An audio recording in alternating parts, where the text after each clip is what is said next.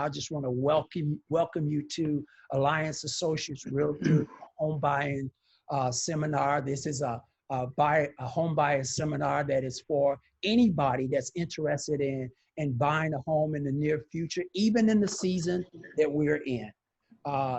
We are excited about the opportunity just to be here in front of you. I'm here with my sister. Her name is Veronica Smith. As I said earlier, she's famous. That's right. She is famous because she happened to be my sister. And I have two, what I'm going to call good friends, because they've been around our family and Alliance Associates, the Alliance Associates family, for over around 12 years, 12 to 15 years of being part of our business and helping us support through this buying process with. So I got Sherrill O'Conner that's going to be on the phone. She's an attorney at law. And I have Omar Gonzalez that's online as well. And he's a senior loan officer that's going to be supporting us through this process. So I just, again, want to welcome you as you come in. Please sit back, relax. Normally at our home buyer seminar, Veronica and I like to eat. So what we normally do, we have a nice little spread that's thrown out. You know, you have your little cupcakes and coffee in the morning time. And in the afternoon, we come up with some nice little sandwiches that makes the day go by so much easier. That's the only thing that's going to be missing today, is that we won't have those wonderful sandwiches for you. So, but enjoy yourself through this event.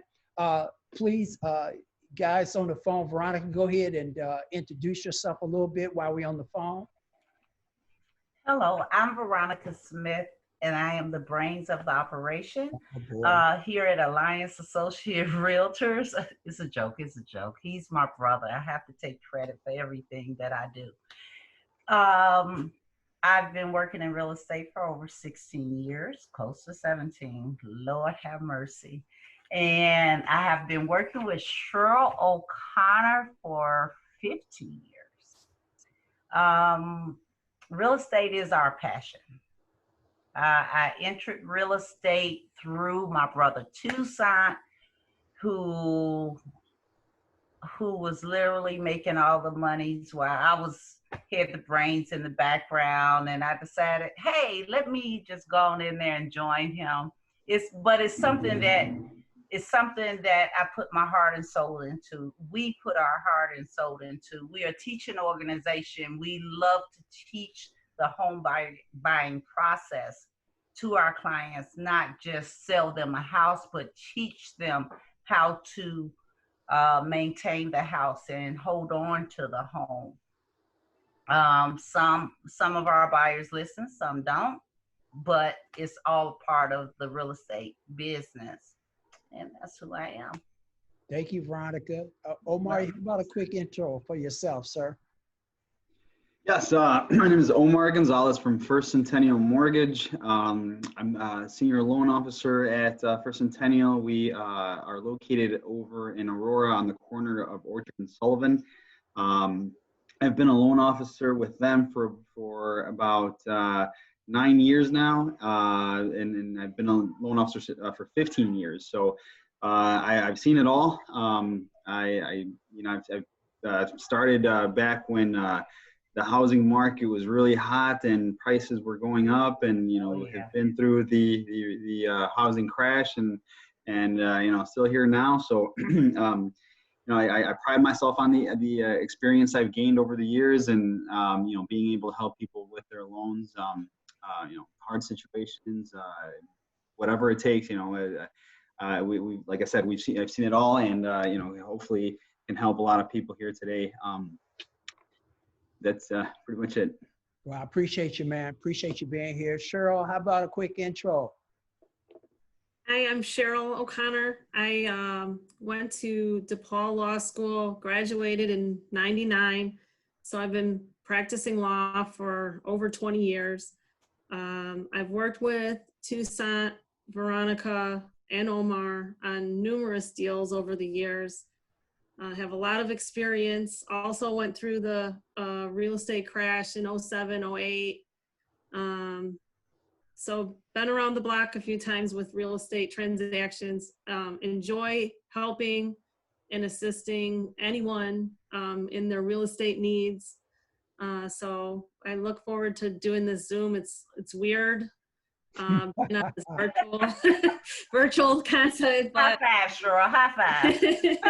we're going with it because that's all we can do, right? We gotta, adapt in this COVID situation and just, do the best we can with keeping everyone safe, but maintaining business. So, Well, I appreciate it, Sherrill, and it is, when we're so used to normally our home buyer seminars are face-to-face, and we like the contact. I mean, that's what we do. You think about it, Yeah. to be in the business that we're in, it's got to be about liking people. And you got to like people in this business because of the fact that you spend a lot of time with them.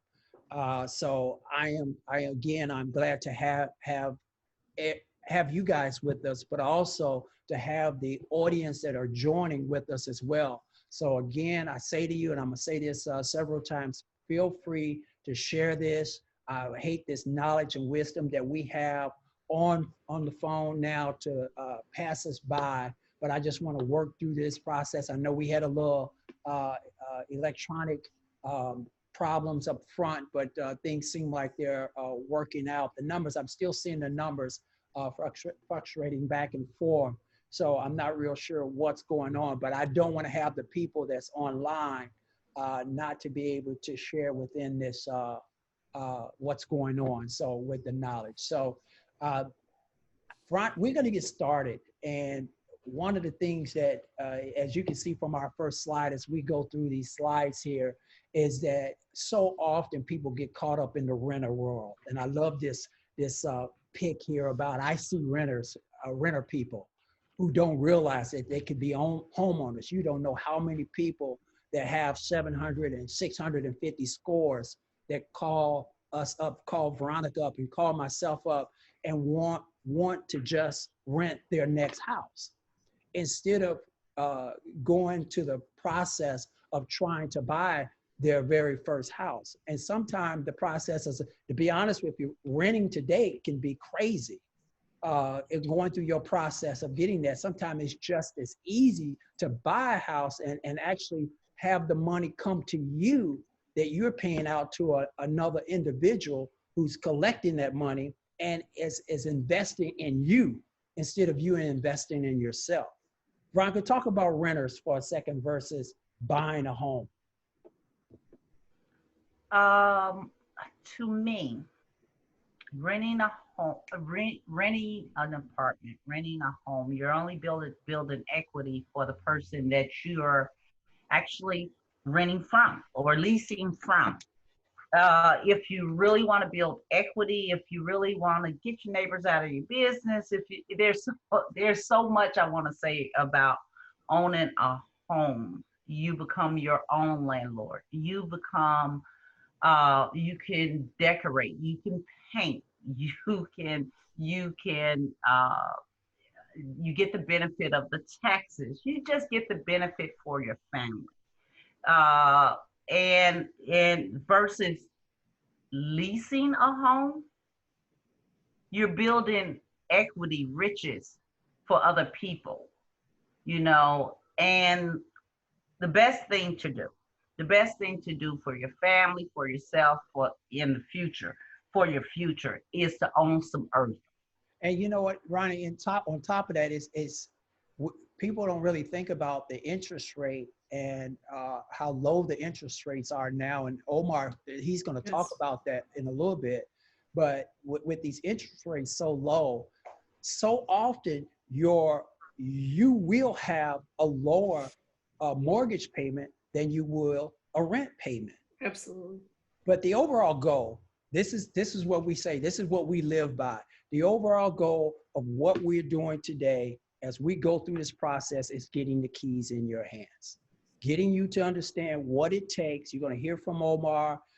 You're going to hear from the experts here on the phone that's going to talk about that process of what it takes to get the keys in your hand. And Yeah. once you get those keys in your hand, this is where I'm gonna have Ronka talk about this again. This is sometimes we might not have the perfect credit. Tucson, I don't have perfect credit. Things are not exactly the way that I want them to be, and that's okay. That's why we have to make sure that we build up on getting your credit together. And Ronka's gonna talk real short period about credit repair and how you can get your credit repaired so that you can get to a point where you're with Omar and Omar's getting you pre-approved for a loan. But Veronica, go ahead and let us know, because once you get those keys, that's the door you want to open for yourself. Talk to us about credit repair a little bit and what it takes and to make it happen. Well, when clients come to me saying, hey, I would like to sit down and consult with you about purchasing a home, one of the first questions I ask them is, hey, where's your credit? Your credit is your GPS. Your credit is the GPS, the direction to your home. You will never get there without knowing your credit. I tell people, find out, that's your first stop. Find out what is your credit. I'm going to send them to Omar. That's the first thing I'm going to do. I'm going to send them to Omar. I'm going to tell Omar, hey, Omar, run this person. Let's see where they're at. We need some real numbers. Jim Drosky, he's our credit expert. Oh, I love Jim Drosky, Illinois Credit Services. But I have to throw that out there for you, Jim. If you're listening, you are awesome. But one of the things Jim Drosky taught us is there are different credit modules that will give you, what is that, Credit Karma, and then you have all these other, Experience Credit and this credit site. There's no credit like having Omar pull your credit. Pull your credit and get you some real scores. Get you some real scores. Once you know that, you now have direction. You know exactly where you're going when it comes to purchasing a home. You know exactly where you're going as far as, okay, this is step one, I have my credit together, or this is step one, I must get my credit together. Either way it go, it is your, as I call it, the GPS to your home. Is your directional purpose to your home. We have to start taking those steps and knowing what your credit. You should have some type of application, even though I know I'm not a big Credit Karma fan, but at least it gives you some insight to where you are credit wise. Here's another thing, guys. If you're thinking about purchasing a home, I want you to leave that car alone, that big screen TV, that Walmart credit card or JCPenney credit card, whatever credit card it is. Leave those things alone. You do not need to go and start purchasing the items for your home while you're trying to purchase a home. So Veronica, you're really saying make a sacrifice before you do anything else. You're going to have to sacrifice Absolutely. things. Absolutely. That's one of the things we miss the mark on so often, is that we don't take out at least 3 to 4 to 5. Sometimes it's just that simple. You're taking out 5 months of your life to put yourself in a position where you can own a home. That's exactly right. That's so very important. This screen right here, one of my favorite screens, another favorite screen. Listen, Linda, everybody seen this young man. He's a whole nother conversation that we can have about what he says, but it's okay. But a lot of times Veronica and I get people that want to I saw a house, I love it, I want to go see it. Are you approved yet? No, I'm not approved, but I want to see this house. And we normally, it used to be a point in time that we would take people out and show them this beautiful house that they've been dreaming about. But so often the problem is that you walk into a house that you might not be able to afford. Exactly. And so what we try to press you to do is to make sure that you have yourself prepared and you're ready to go, and you have yourself pre-approved. And that's what we're going to have just Omar Gonzalez. And again, he's a senior loan officer, as you can see on the screen. We're going to have him just talk a little bit about the pre-approval process, what it takes to get yourself ready to, after you get your credit repaired or whatever. And sometimes simple credit repair, Omar can even help you in that area as well. But Omar, please take the helm and talk to us about pre-approval. Yes. Yeah. You guys bring up some great points. Veronica, you mentioned, people, coming to me, first. That I think is the best thing to do, because a lot of people guide themselves nowadays with Credit Karma and those free credit companies that their Capital One credit card, they give them the score and everything. But those scores, one thing we see in lending is that for some reason they are never ever what we pull on our official tri-merge credit report. We pull the three major credit bureaus, and we use the average of the three credit scores from Experian, TransUnion, and Equifax. That median score that we see never ever matches up the one FICO generic score that people are getting with their free Credit Karma. Sometimes for the most part, it's been people are pulling are able to see a higher score than what we actually get. A lot of times people say, I have a 700 score. I don't want my credit checked until, I am absolutely ready and I find the house. And, so when we check in those situations where people just don't want their credits checked, and we actually end up checking, they're surprised to see a 640 or 650. So it is very important to get to me first so I can see the credit report, what it actually is, and go from there. If people have simple issues like, and most of the time, people, the big thing is medical collections. People, go to a doctor, they don't pay that copay, and that's what is popping up on their credit as a collection. Most time they aren't even aware of it. That's bringing their score down. So simple things like that, I can just give them the number from all your creditors, all your collection companies show up on your credit report. I can give you the number to call the collection company, wipe out that $50, $100 medical collection and start getting your score up. When it's something major, obviously people have major things where they have identity theft or accounts that are really severely past due, things like that. I can refer that back to you for actual credit repair. But most of the times, we can clear things up with just a simple check and to see where their score is at and what collections or things are affecting their score that can simply be wiped out and fixed. One other thing you guys pointed out, going back to the renters, a lot of people don't know that mortgage payments, with the rates right now, rates are so low, at all-time historic lows, under 3% rate. 2.75% is the predominant rate right now. People are able to buy higher, afford more home, a bigger bang for their buck, so to speak. A $230,000 home will be about $1,600 a month, and a lot of the times that is a lot cheaper than rent.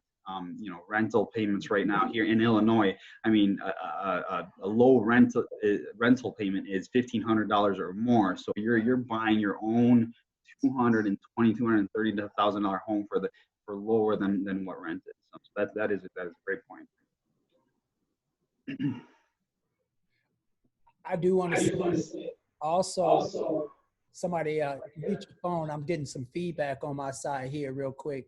But also, if you have any questions, feel free to go ahead and type those questions in Facebook as well. So we want to make sure as we go through this process, we're going to spend probably the last 15, 20 minutes trying to answer any questions that you might have. And again, you got experts. I said it at the beginning. When you do a subtotal of our experience, we have around 65 years of experience on this phone today, total. So we just want to make sure that we answer any questions. So if you have questions, just type them in and we'll go from there. Omar, we appreciate you, man. And I'm quite sure we'll be coming back with other questions that you'll be able to answer as well as we move forward. Property. So now that you got yourself in a position to get your loan, you feel comfortable about, Omar has already have told you exactly what you could buy, what your property is worth that you're searching for. You share that information. Omar shared that information with us, and now we're doing the property search. Go ahead. Sorry to jump in real quick, but because you are on the topic of property search, one thing I forgot to mention in the excitement of credit repair is people. What you want to look for is ideally you want to look for a 640 or above credit score. That's the technically the minimum score requirement in order to qualify for a mortgage. It's not considered, good credit, excellent credit, high credit. It's not hard to obtain at all. But that's the score right there that people want to target, that we all want to target in order to get somebody the best rate, the best incentives. We can still do under 640 scores, but obviously because you are falling below as a buyer, you're falling below the minimum required FICO score. You are going to get penalized a little bit. So ideally, I tell all my customers, you want to hit that 640 or higher credit score. So I'm just pointing that out because it's a score that is really easily obtainable. People think that sometimes when they have a 580, 570 credit score, you're not far away at all. All it takes is some minor tweaks, and you can hit that 640 score to get you to the point of being pre-approved by me and commencing the property. So I just wanted to point that out. It's a very obtainable goal. I love what you just said, that minor tweak, because really that's with your credit score. Sometimes it's just paying off a bill and your number is going to jump up 20 points. Well, I have a question. In this pandemic era we're living in, I noticed that some of the lending criteria have become a little bit tougher, a little bit harsher. Can you tell us some of the changes that has happened since the pandemic started? The riskier loans. What is Fannie and Freddie thinking? Yeah. So right now with and that's a great question. When the pandemic first started, we got nervous because FHA, Freddie, Fannie, they took the rug right out of under us. They said, halting all loans under 660 credit score.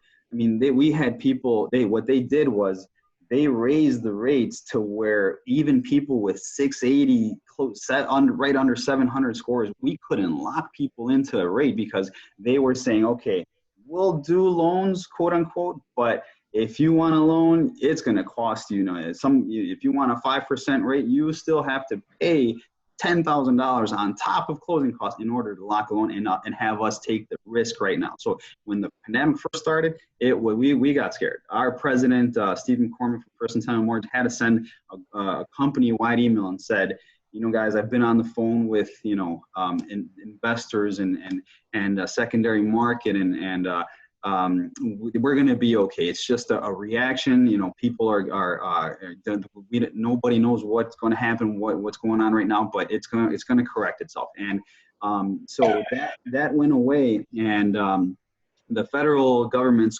correction to try and help deal with this pandemic was bringing the rates all the way down to what we're seeing right now. The lending guidelines got a little stricter in the sense that we right now are just having to put in more effort to verify continued employment because of the pandemic. We are triple checking before closing that somebody's still working, receiving a paycheck. So everything has basically come back to normal, but we are asking for pay stubs through closing, just to make sure, before, once we got through all our verifications about a week or two before closing, that's all we did. We were done with the loan, but now we do ask for updated pay stubs, even up to the date of closing, because we want to make sure that people are still employed, with everything that's going on. But for the most part, everything has kind of come back to normal other than that. Omar, I got a question for you that came on Facebook, and there's a question that says, this is from Kevin Wells. Kevin, thank you, sir. For those that have put their mortgages in forbearance during this period, how would you suggest them moving forward and looking to purchase in the future? Yeah, that's a great question. A lot of people right now are taking advantage of refinances because of the lower rates. Obviously, people with homes already, they are trying to refinance their mortgage. But what they didn't know was that a lot of those people, current homeowners that have a home and put their forbearance request in when the pandemic started and took advantage of it, you're not getting penalized with any late fees or credit damage. So they're not reporting anything negative to credit, which is good. But the government has come out with a verbiage saying that if anybody that took advantage of a forbearance and hasn't paid their mortgage has to be back reinstated and have 3 on-time payments, so 3 payments after the forbearance, in order to qualify for a refinance or another home purchase. So just 3 mortgage payments after, and you qualify. That's great news. Yeah, That's great news. Okay. Well, we're back. Thank you, Omar. And as questions roll in, I'll do the same. Please feel free, everyone, that if you do have some questions as we flow through this, I'm going to try to read them out just like I have done, or at the end, we're going to spend some time trying to answer a few questions. But we're talking about, we at the point now, Omar just went through, and let's say in the real world, you just got pre-approved. Everything worked out. Omar looked at your numbers, life is well. Now we're doing a property search. And the bottom line, guys, is we got to make sure that as we do a property search, that we start looking at those things, those needs versus your wants in those property searches, because sometimes our eyes get really big and you don't think about price of the home. You just think about what you want, and that's it. Veronica and I, our goal is to make sure that we line you up. Omar might approve you for a $400,000 loan. But when you hear what your monthly note is, you might make a determination, I don't want to note that high. So that's where we come into play, because I'm always sending Omar a note. How much would this house be if I did this, if we did this? This is the current property value. This is the current taxes on the house. How much would we be doing? And if there's an association fee, we got to throw that in as well. Veronica, talk to us a little bit about this property search and this wants versus needs that we deal with. I think one of the first steps is examining where you are now and examining where you will be in 5 years. This is not something that I just thought about today. This is something that I thought about because of the home that I'm sitting in right now. Short story, very short. My girls, when they were home, my girls hated this house when I told them, hey, I found us a house. They said that the home was too small. They said it wasn't enough bathrooms. They literally cried. My daughters were moving out within a few years. They were off to college and out of my house. I was going to be an empty nester. I am now an empty nester, and my children are gone, and my house is perfect for me. You have to think about your future when you're purchasing a home. You have to stop. Did I say stop? Let me say it again, because you all didn't hear me in the back. You have to stop thinking about impressing your friends and your family when you're talking about purchasing a home. Your friends and your family will not, hear me again, will not help you pay your mortgage. Stop trying to impress them and Purchase what you can afford, period. I'm going to give you a great example and then I'll move on from this subject. Last year, I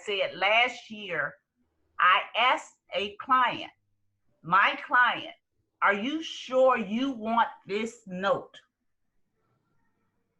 That client told me yes. That client this year is in trouble with their home because they did not buy a home for themselves. They bought a home so that everyone else can be impressed with their home for the first time. Listen, people,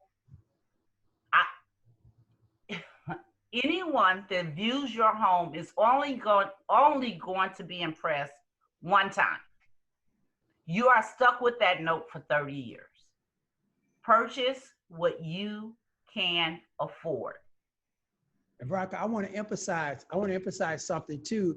And it wasn't because of a COVID situation. The person is still working, still got their job, everything is still in place. Absolutely. So it's just that when they're still working overtime, they're doing everything that they did in the beginning of this process.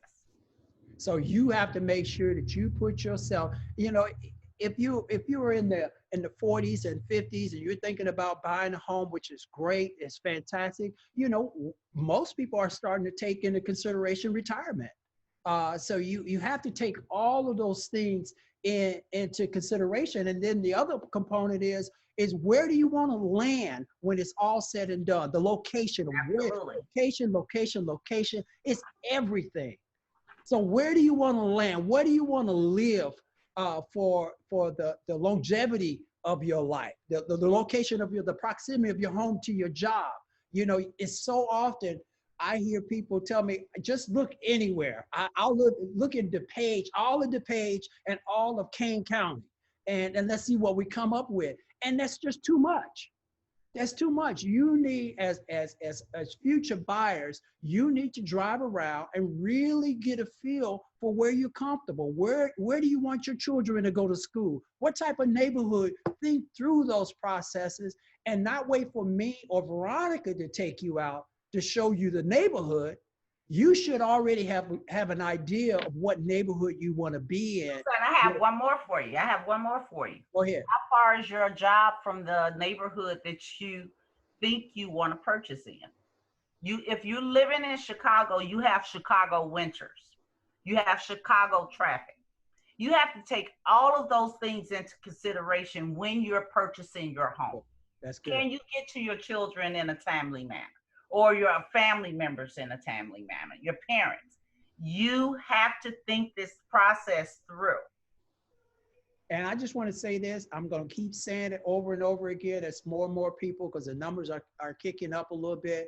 Please feel free, one, to share this. We still got some time here. Share this broadcast. The other thing is, if you have any questions about your home buying needs, don't hesitate to go ahead and type those in to the comment area on Facebook. We appreciate that so much.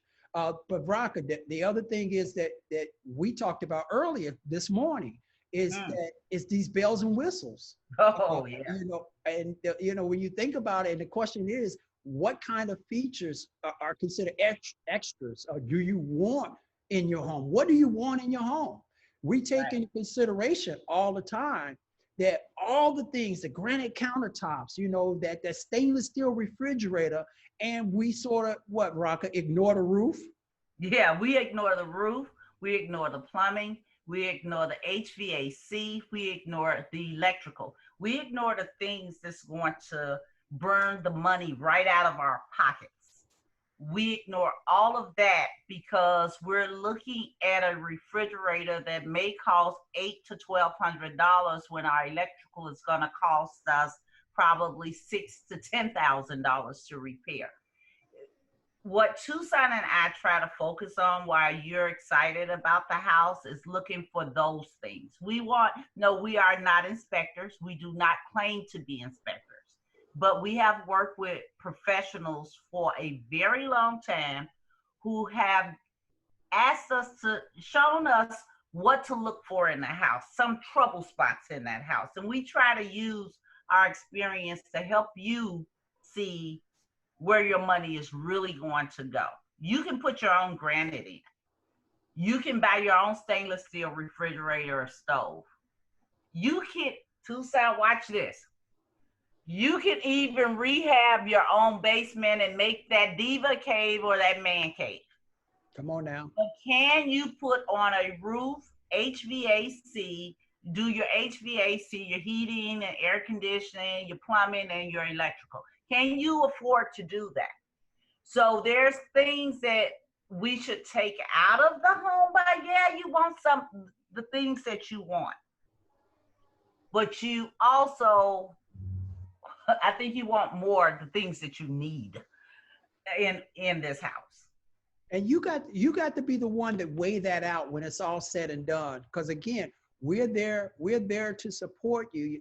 Let me tell you this, so often you hear people tell, I want a note, I want a 3-bedroom, 4-bedroom, or whatever, 2.5 bath. They give you the lowdown about what they want. And then all of a sudden but I want to keep my note around 15, 16. Don't take me no higher than that. And then here comes that $2,000 house. Oh my God, $2,000 a month. I got to see it. I got to see it because, but wait a minute, ma'am, your note is now $2,000 a month. Oh, I know, but I still, so there is no. If you tell me that you want to keep it there, that's the exercise that Veronica and I are going to try to maintain with you. We're going to remind you of what you told us. We're going to stay there. We're going to keep you on track. Now, when you break that, because you can afford it. That's fine. But what you're going to deal with, that extra $400 a month, you better really think about it. Well, Tucson, tell me about the $800 a month payment that everyone in the world, including myself, is looking for. Oh yeah, it's a beautiful thing that I have so many clients that go through Omar, and they tell Omar that Omar tell them you're approved for $400,000. I promise you, I've had this is probably the last month, I want an $800 note. Good luck with that. But on top of my $800 note, I need 3 bedrooms. I gotta have 2.5 baths, and I need a finished basement. If you find it, tell me. No, you forgot one. In the greatest school district in the state of Illinois. That's a great point, because property taxes in those school districts are $800 a month. Exactly. Hey, say it again, Omar, $800 a month. $800 a month, just on taxes. So a lot of times when Veronica and I are searching, as I said this before, we're going back and forth with Omar, trying to make a determination if you could afford the dollar value that you was just talking about. So we're always cautious about making sure that you're getting exactly what you said you want. But we got to watch taxes. We got to watch association fees. We got to make sure that you actually stay within that vein overall. So we're going to keep moving. I was just told we have another question, but just bear with me for a second because I want to see what that question might be. We'll get back to it here in a second. Tucson, I see it too. It's Angela is asking, will my taxes be included in my final payment? And yes, we do include property taxes and insurance. The only thing that is not included in a payment is if you have an association fee that we can't include in the total payment, but everything else is included. Good deal. Franca, talk about becoming your own land. Why is that important? Why is that even an issue? Landlords are not that bad, are they? I mean, now you just told me I got mortgage, I got taxes, I got insurance, I got gas and light bills, I got water bills, maintenance. I didn't have all that when I was renting a building. Why do I want to go from a landlord to all of what I'm seeing on this screen? Well, I mean, having investment properties can be awesome, and it can be your worst nightmare. It can go either way. But here's the thing. Everyone right now, this is reality. Everyone right now cannot afford or is not in a position to purchase a home. So in order, they must rent. They must lease a place. They have to have some place to live. That helps you with your mortgage. That helps you with your payment. I have a goddaughter right now. I'm just so extremely proud of her because she's actually living, in her home, mortgage free, because her investment properties are actually covering, she's making enough off of her investment properties to cover her home, the mortgage on her home. And so you have to become educated and not just jump in. There's a lot of scam investment groups out there that want to make this very easy. It takes experience, it takes knowledge. You need to educate yourself. And because of our time, we're getting short. So I'm going to say, be sure to contact Tucson and I for more information on that. But having your own investment property and having part of your mortgage paid for or all of your mortgage paid for in a month every month is great. It's awesome. And Bronca, I hate to repeat something that we said already, but I'm gonna go back. I'm gonna go back to it now, and I'm gonna say it again, guys. If you haven't seen your credit score, if you haven't looked at your credit score, find a way. There's free ways to get your credit score online if you have to, but make sure that you begin to watch your credit, watch your activities that's going on in because there are bogus things that could occur to your credit that you might not even have anything to do with, but we miss that. And so this have nothing to do with this slide. It's an afterthought that we have to make sure that you stay on task as it pertains to getting your numbers in line so that you can buy your first home, so you can buy that investment property. I got an echo of what Veronica just said. Somebody's living off their mortgage at home is free because of their investment property. That's how they started. They invested and then they bought their home. That's not for everybody because some people can't deal with renters. I'll be honest with you. I'm not a renter type of guy. Because they can drive. I'll be honest, when you're dealing with renters, it's a whole different world. So you got to be set to be able to do that. But some people are made for that management situation. But that leads me to our current screen here that is talking about the seller's market versus a buyer's market. And we put this screen in because it's a very important screen to understand, because when you're negotiating, when I'm in a buyer's market, life is good. That means that I can pretty much put a demand on anything that I want. But when I'm in a seller's market, that means things get a little bit tighter and sellers are actually running the game. Veronica, can you talk a little bit about what kind of market we're in? And I had said to the audience right now that if I ask you, are we in a seller's market right now or are we in a buyer's market right now? I would love to hear. I know if you was in the class, I would wait for everybody to respond to that. But what do you think? I'm gonna give you like 2 seconds to type in real quick. What do you think the type of market we're in? Seller's market or buyer's market? Just type it in for me real quick. I'm just gonna wait on you. I'm waiting on you. Seller's market or buyer's market? Type it in. Veronica, I'm gonna let you talk a little bit about why it's coming in. Just for time's sake, we're gonna keep this moving. But talk to us about what's a seller's market, what's a buyer's market? Okay, the seller's market is when we have, I'll make it short. We have short supply, high demand, which means that we have more buyers in the market than we do homes in the market. Okay. Buyer's market is when we have high supplies, low demand. We have more sellers in the market than we do buyers in the market. Wow. Wow. Let me tell you this. I do two sides. Did I pass that class? No? No? Okay. You passed. All right. I got my first email from a realtor the other day, which just Your first one? This is my first one that says, is anybody selling a house in a particular area? Oh, that email. Yeah, Okay. she was trying to get an idea of what kind of property that was getting ready to enter the market before it entered the market, because there was so little amount of houses in that particular area. Mm-hmm. Or a small amount of homes in that area. And we are in a market right now, family, that the seller market is a tight market. That really, when I take a client out, I promise you that half of the deals that I'm negotiating with have multiple offers on it.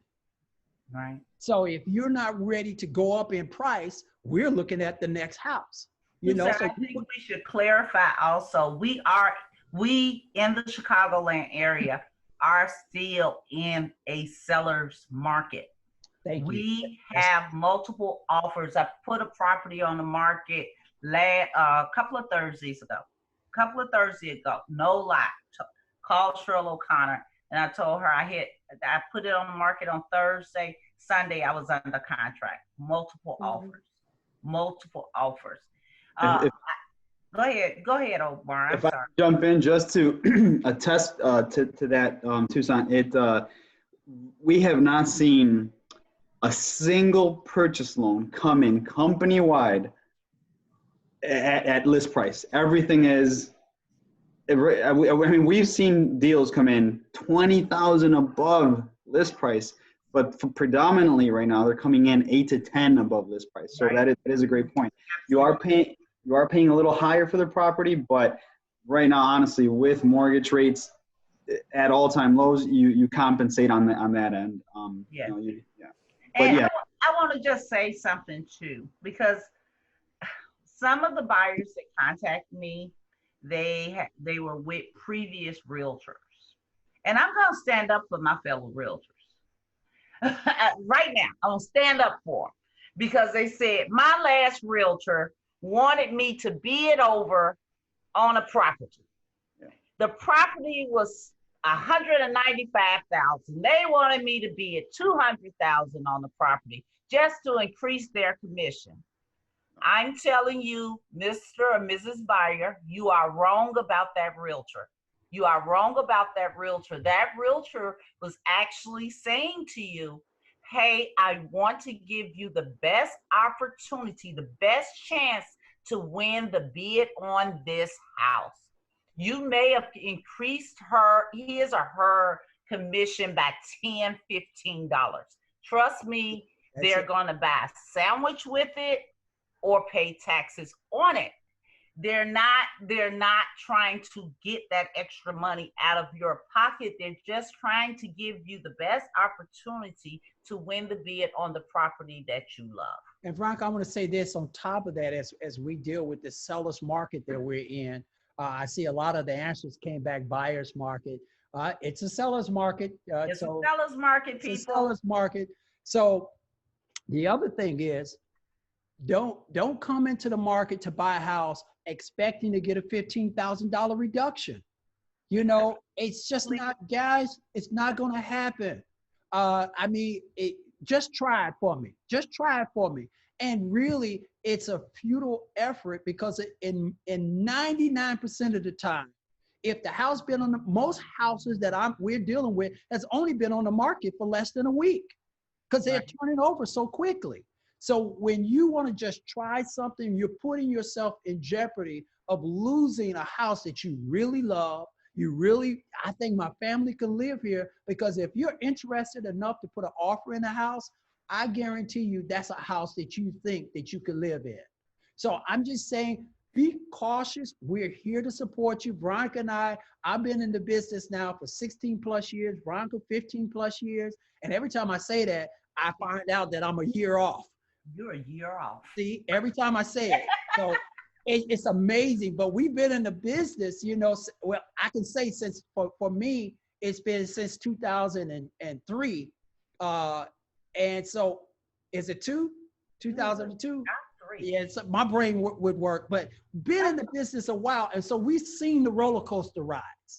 We have seen the roller coaster rides in real estate, and we are just here to support you through this process. Yes. But keep this in mind, that this could be your house. Could this be my house? That's a big question.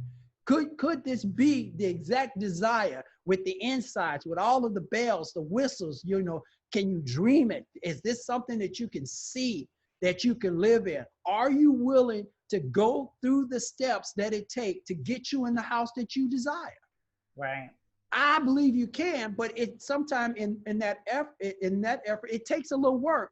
And I guarantee you that there's many of you sitting out there right now that it's not going to take that much work to get you what you want. You know, Veronica started talking about it a second ago. It's not about how big the house is. It's how happy the home is. So when you get the house, if it fits your family and you know it fits your family, it's within your budget, that's the house that you want to go to. But this is the thing. We are at a point now where we have talked about the house, you got approved for a loan, and now you have found that perfect house. Everything is in order. That perfect house, it's time to negotiate the price. So we've been talking about you can't go too low. In many cases, as Omar said, many deals are coming over the asking price, but now we begin to negotiate deals. Can you put extra money down on the house? You know, what are those top areas? I'm going to start with some of those top areas that we have to negotiate on your behalf. But these are some areas that we're going to be talking to you about. One is always price. That's number one. What Right. price are you willing to put on the table to get the house that you love? Number two, sometimes it could be easily your earnest money. Earnest money is money that we put on the house to say that, yeah, we're serious. Here's my $1,000. I want to lock this house down. Your $1,000 is not lost. It's just $1,000 less than that price that you put in, that purchase price that you put in. Part of your down payment. Say it again, Ronnie. Part of your down payment. Part of your down payment. The other thing that there's closing costs. You might get a lender or you might have a lender that says, you're so in place, so everything is so right, I might be able to close you in 30 days. It doesn't happen often, but you might have that. That's a negotiation component. He might or all of a sudden you might have an extra $20,000, $30,000 that you could put down on the house. That would be impressive to a seller. So we try to take advantage in this day and age of trying to negotiate a home. I know, Veronica, you had a statement about negotiation. Go ahead. Yes, and I said negotiations is putting my client in a winning position. Say that again. Putting my client in a winning position. Go ahead. I don't like to lose. Talk to me about that. So I try to put my client in a winning position. I counsel them on price. I counsel them on earnest money. I counsel them on closing day. I counsel them sometimes on inspections if that's what it takes. If they're more seasoned. I counsel them on closing cost credits because sometimes a buyer doesn't need closing cost credits. It'd be great for the seller to give it to them or, you know, to extend that to them. But in order to get your dream home, do you really need that $1,000 closing cost credit? Or can you close this yourself without? Michael, what is a closing cost credit? What does that mean? That is a credit from the seller. So that's a credit from the seller to help you close your loan. Okay, so it's an extra $1,000 that the seller will. It may be an extra $6,000. It may be an extra $10,000. But the seller does not have to grant you that closing cost credit. That's a courtesy of the seller. That's not something that the seller must do. And honestly, sometimes that closing cost credit is that one component that might kick you out of a deal. Absolutely. You got to make sure, because what we're doing is we're working towards getting you a solidified contract. You know, it's offers versus contracts. You know, and maybe I should have had to take that S off, offer versus contract. But let me help you understand. Just because you make an offer, don't mean you have a contract with a seller. Oh, no. It's not a contract. It's not a contract until the seller signs the dotted line and say he accepts the negotiation that you just did. And so our goal is to make sure that we win. We look at the fact that we're not just looking to have a transaction with the seller. We're looking to win this deal. And so we're going to put you in the position. We're going to make every suggestion. We're not going to be ashamed. We're not going to hold back our information that I don't want to say it to you because you might take it. We got to say it to you that these are the components. Go ahead, Ronnie.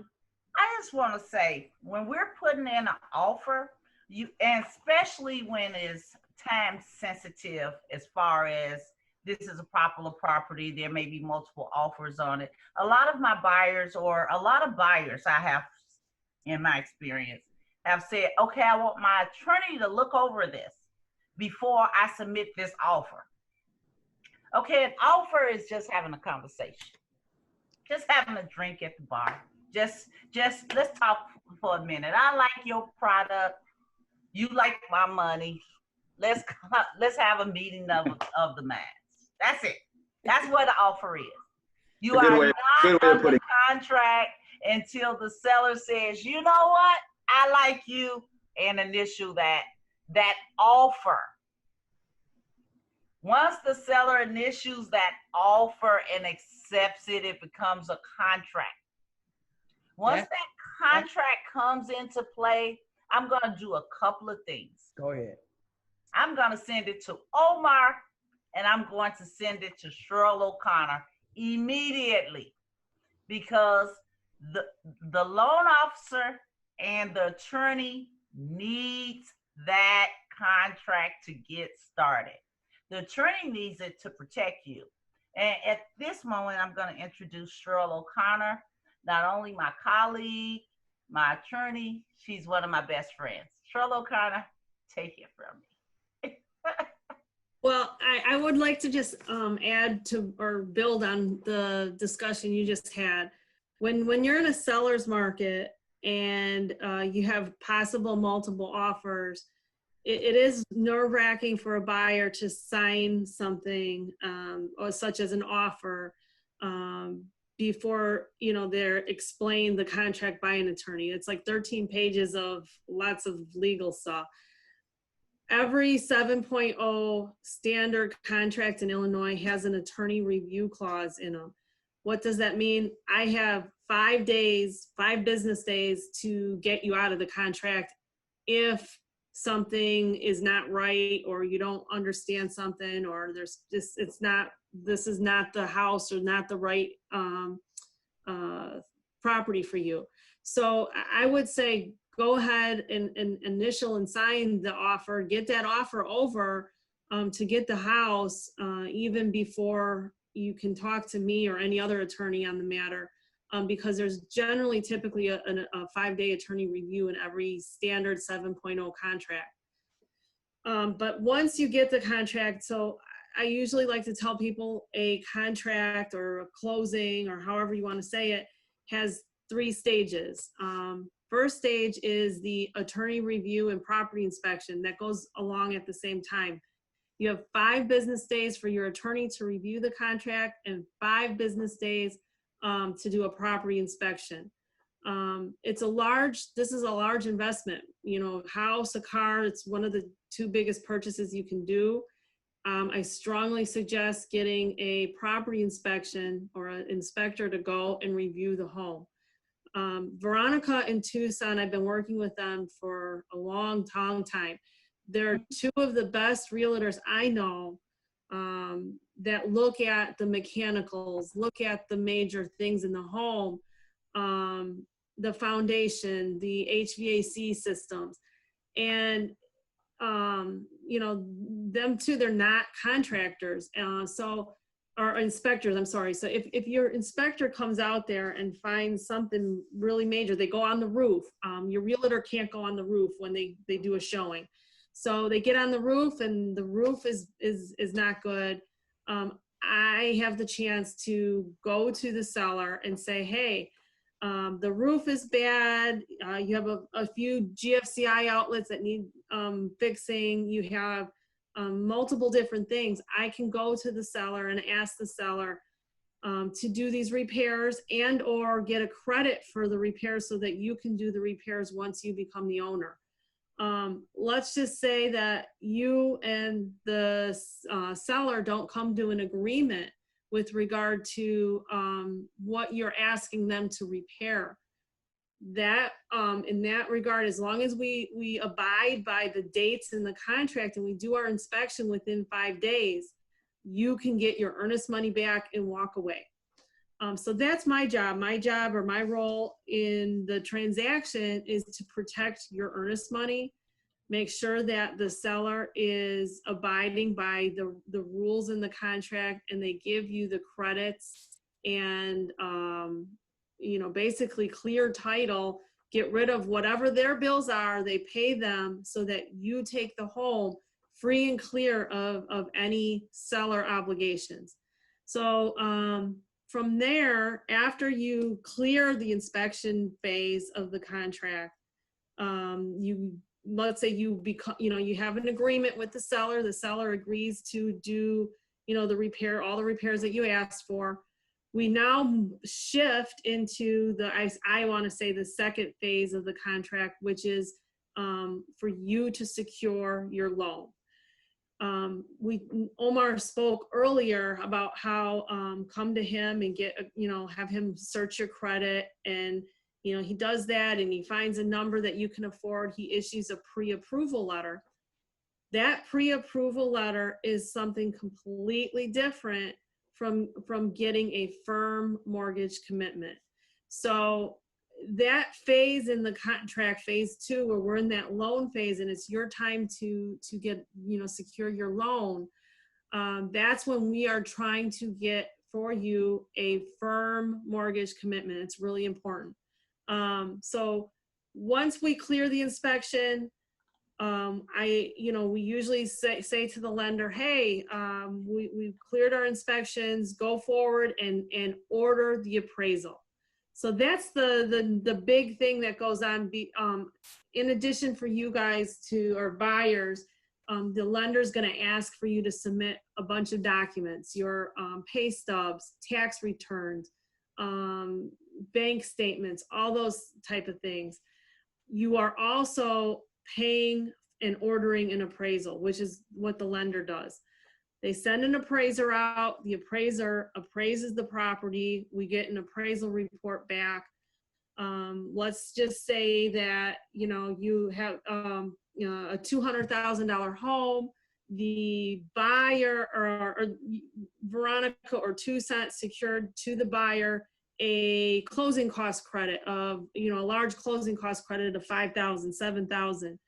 And the appraisal comes in and the property only appraised for $195. You cannot buy a house that appraises for under the contract price.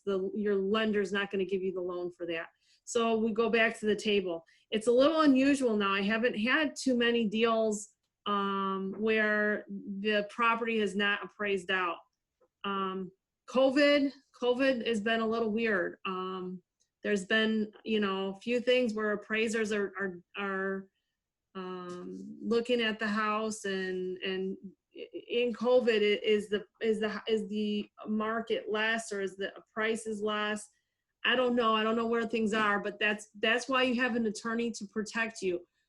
Let's say the appraisal comes in low and we have to renegotiate with the seller. That's where I come in. And let's say for whatever reason, the seller says, nope, I'm not selling my house less than this price. I make sure you get your earnest money back. We're covered. You always are there so that the down payment, that earnest money that you put down, you don't lose. You get that back and you go your separate ways. let's say the appraisal comes in, we're good on the appraisal, we get the value we need to get. You've given Omar all of your documents. What now happens in the lending area is that they submit the file to their underwriters. The underwriter is going to review all the documents, review the appraisal, and say, okay, yay or nay, yes, you get the mortgage commitment, or no, I need the buyer to submit an additional pay stub or an additional bank statement. So I make sure I communicate with the lender, and I go between you and your lender, so that you understand what's going on, you understand what they're asking for. Sometimes the lender needs a letter of explanation. I assist in writing the letter to the lender. Let's say once the underwriter comes back and says, hey, we have a clear to close, you're good to go. That means that we can then go forward and schedule the closing, which is what I do with the seller's attorney. We schedule the closing. I attend the closing with you. COVID, it's been a kind of a weird time again too. Most transactions close at a title company. Title companies are considered a bank. So they are still open during COVID, during this pandemic. Heaven forbid we go back to phase 3, title companies continue to stay open. Because of everyone's trying to do the contactless business, most title companies now do not want a bunch of people at the closing table. We want to limit the number of necessary people at the closing, which means you and your attorney will go to the closing, sit at the closing table. Occasionally sellers are going to sign certain documents. Sometimes they're having them sit in the car and wait. They come in, sign the necessary documents, and go back in the car and wait for the transaction to be closed. But for the most part, buyers and their attorney are the only ones at the transactions right now during COVID. What happens at the closing? Your attorney, I sit with you to review the loan package. You're going to have to sign a lender's package. It's usually about a good amount of paperwork. I review the loan package and you sign. I make sure that the terms of the loan that you agreed to with the lender are the same exact terms that you're signing on the closing date. If Omar tells you you're getting a 2.75 interest rate and it's a 30-year fixed mortgage, I make sure what you sign is the same terms that you agreed upon with your lender. On top of the fact that I make sure that the seller clears title so that you don't take the property subject to anything that the seller did. From there, you get your documents and then you are closed. I just want to add from there, real estate attorneys, I'll go over with you what you should look for when hiring a real estate attorney. Real estate attorneys are I like to say, or I like to think, and I could be wrong on this, but real estate attorneys are the nice ones. It's very different from litigation attorneys. Litigation attorneys go into a courtroom and they're constantly fighting with the other side, presenting one side story. Real estate attorneys, on the other hand, typically it's a friendly transaction. We like to work with the other side to, basically get the deal closed and get the keys, and the seller, walks away on the hindsight with their proceeds or money. It's very, very, very important that the attorney that you hire isn't combative. You need an attorney that's aggressive when they need to be aggressive, but you also want to hire an attorney that can work with others and be able to communicate with others well. Amen. Amen. Go ahead. You need to get an attorney that is available, that's accessible. There's a lot of people involved in the closing. There's, usually the seller's attorney, the seller's realtor, the, maybe possibly a seller's contractor who's fixing certain repairs that you have to do, the seller's title company. And then on the buyer's end, there's the lender, the buyer's realtor, the buyer. There's a lot of people involved. And if you've ever played the game telephone, you have this person say this to this person and that person. And by the time the 8th person hears it, it's not really what happened in the beginning. Real estate closings is similar. When you have a number of different parties involved, it's difficult to get everyone all together and on the same page so that everything works smoothly. So it's real important to hire a team that communicates. You have to be able to communicate with your realtor, be able to communicate with your lender, be able to communicate with your attorney, so that all of you are on the same page and that you operate on the same time, so that you're timing everything correctly so that your closing goes smoothly. The team that's on here today, excellent team, excellent communicators. So I want you to just really think about that when you go to get, or agree to go looking at homes with a realtor, getting a lender, making sure that people that you hire can communicate well together. It's very, very important. Especially with COVID now. I've seen a lot of transactions have difficulties getting to the table because either the lender didn't communicate as to how fast they went. Sometimes lenders are able to get a loan really quick and they want to close before the contract date on the contract. And sometimes the lenders are having a hard time getting an appraiser to get them the appraisal report. So for whatever reason, appraisals are taking much longer right now during COVID. So sometimes there's a delay. And if the lender isn't communicating the delay, if the realtors aren't communicating any delays, it causes issues on the seller's end. Veronica and I just had one where the lender was having a lot, just the buyer was taking a long time securing their loan. And all of a sudden we get an email, oh, we got to clear to close. We want to close tomorrow.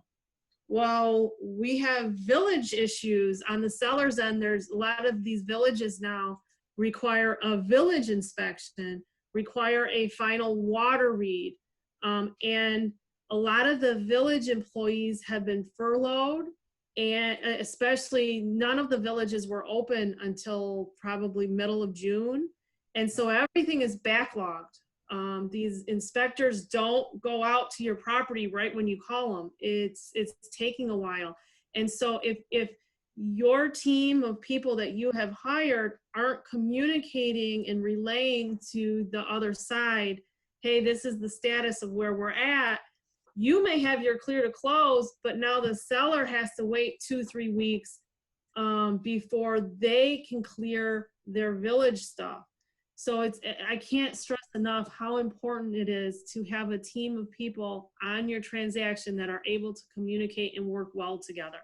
I get a lot of new clients that have not met me, and one of the questions I get asked in the beginning of an interview as to when they want to hire me is, are you aggressive? Are you going to fight for me? And the answer is yes. I most definitely will make sure my client gets everything they're owed, and that the seller is not going to get one over on them. But at the same time, it's very important for a real estate attorney to be professional and be communicative and be able to work with the other side, not fight with the other side. Otherwise, sometimes you don't get to the table. Right. And there are a lot of attorneys out there that are combative, and they kill deals because they come in and just aren't able to work with the other side. Sherrill, we getting close to that time with we got okay. So, but you know what? I just want to reemphasize one thing that you said earlier in there. As you mentioned the fact that when a person signs a contract, that goes 5 days, and a lot of times Yes. people get nervous that when they sign the documentation that they're locked in a deal for the life of it until the deal is over with. The reason that you sign that contract, and the reason that the contract, and this is the realtors board begin to look at this stuff and create this contract. You have 5 strong days to back out of any deal, Yes. deal. So so often people get nervous that I signed the paperwork, it's over with, I'm losing my money. No, no, no. You are safe until, and then if there's communication with attorney to attorney, that deal goes on. It could go on the next 5 to 10 days, as long as there's communication that things are moving in the right direction.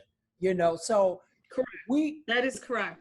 We are here to support you. Not only do we have an idea of what Sherrill do, and Sherrill have an idea of what we do from an attorney realtor standpoint, but we make sure the bottom line, in the 15 years that I've been in this, 16, 17 years that I've been in this business, I have lost one person's earnest money.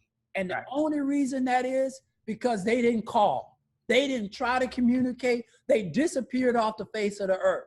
But in that time, it's only because that Veronica and I worked real hard to make sure this happened. Now, with that said, this next slide, it says every step towards your dream today is a step away from your regret tomorrow. Our whole goal here on this phone call, guys, is to make sure that there is no regrets. To make sure, you know, there's a whole conversation that I can have about mom and dad never owning a house, or if they owned a house, you know, but the bottom line is that you are in a position not only to change your life, but to begin to change the lives of your siblings, your children, your future. You're able to change that. The key for all of us, and I said this at the beginning, I'm saying it towards the end, is to get you the keys. I got the keys. The keys are now in your hand. If that lady right there looks familiar, because she just got done talking, you know, but Sherrill's sitting at the table, she helped us to close the deal, to get a deal closed, and to get you the keys. So once you get those keys, all we can do is celebrate with you that you got your keys. So congratulations, you got the keys. It's a party. It's a party. You know, sad to say we can't party together like we used to right now, but we're still celebrating with you wholeheartedly. I can dance in the parking lot of the title company. I can. I don't care. I have no shame. So I will dance. We will dance with you. We'll keep our social distance, but we just want to know. I know there's one question on the table. You know, we live to make sure that you guys are successful in your effort. But I say to you, don't you ever give up. Don't whatever you do, however you do it, don't you give up on the things that you desire for your family and for yourself. Work through the situation, work through the problems. Yeah, you might have bad credit. So what? I had bad credit. My wife had bad credit. I'm putting her out there. I'm quite sure Veronica, we've all have went through issues. No. But guess what? I own a house. And there's everybody on this phone own a house that went through issues and problems, but we made it through. So we're celebrating with you ahead of time. Even before you get your problems fixed, we want to be there to support you. So we're at a point now, Omar, I have one question that's sitting here, and it says this. It says, for a family financially stable during this pandemic, would this be a good time to purchase because of the interest rate being historically low, or should the family wait because times are uncertain? Yeah, great question again. It's hard to tell, to be honest. It's hard to tell where things are going to go. Obviously, the economy right now seems to be doing great. Interest rates are at all-time low. People are buying with they're overbidding on houses, which indicates, you know, jobs and people working. the government has said that they are going to back mortgage rates in the mortgage industry through 2022. So we don't expect any rate hikes, any dramatic rate hikes right now in the time being. All that speaks to, they know that the housing market is the life source of our country. I mean, that, when the housing market does well, everything else kind of falls in line. So with that said, we project that things will be stable, but again, the only uncertainty that we see is the pandemic. I mean, this fall will be, it's an uncertainty. I mean, hopefully we prepare enough as a society to kind of hold that at bay and do well in our lives in terms of health.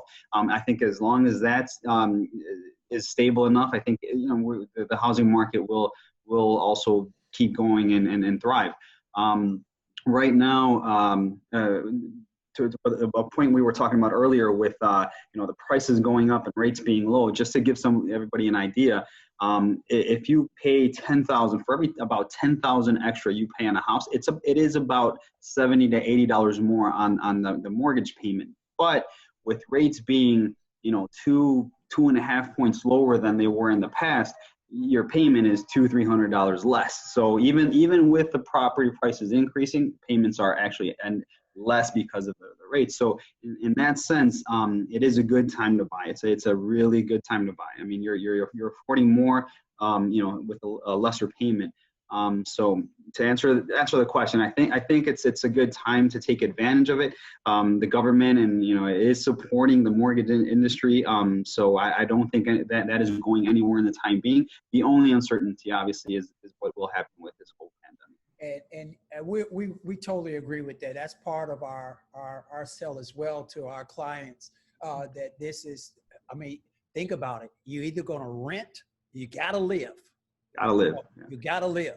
So shelter, you gotta have your shelter. So you're either gonna rent or you're gonna buy. And you might as well put yourself in a position right now, because of the fact that on a given day, you never know, but you know your job. You know where your job is going.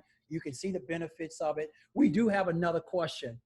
This one goes back to you. Does no doc loans and low doc loans exist still, Omar?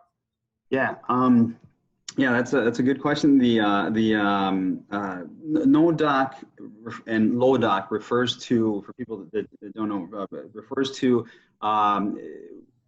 being able to obtain a home with not showing pay stubs and tax returns, W-2s, the traditional documentation that is required for a loan. No doc means we don't check bank statements, we don't check tax returns, we don't check pay stubs. So we basically just state your income, where you work, and go off of that. That was the big thing that led to the housing crash back in 2006. So lenders have kind of stayed away from that. They're starting to come back a little bit, but with very harsher requirements and things like that. Low doc refers to where we don't necessarily ask for bank statements but just might go off a person's tax returns. Somebody that maybe is 1099 or self-employed, and we may go off of just the bank statements and their deposits, not necessarily the income that they're showing on paper. So those loans do exist, but they're starting to come back with a lot of caution. They require 35% or more down payment, very high FICO scores. So they're coming back, but very they're not used at all. Like normal loans are. They do exist though. And the thing that I love about Omar and I love about what they do at their organization is they will tell you the best situations and the worst situations. And that's always good to have, that if you get your back up against the wall, at least you knew before you dived in what you're dealing with. Well, Lord, family, we are at 12:33, what I'm seeing now. So I told you we were going to be ending this around the 12:33. I still challenge you to share this video with somebody. It's going to be beneficial. I want to thank Sherrill, Veronica, and Omar for being here and going through our process here with this home buying seminar. As you can see, our numbers are there. Feel free to go back, watch the video. If you have any questions, don't you hesitate to Facebook us or to call us on the numbers that's on the screen here, and we will make sure that we're here to support you. Thank you for taking out your Saturday. I know all of us could have found something else to do with our time. We just want you to know that we're here to support you. And thank you for the opportunity. Bless you and enjoy the rest of this day, okay? Bye, guys, and thanks for joining. Bye. Thank you, everybody. See you. All right. Thank you. Bye-bye. Bye-bye now.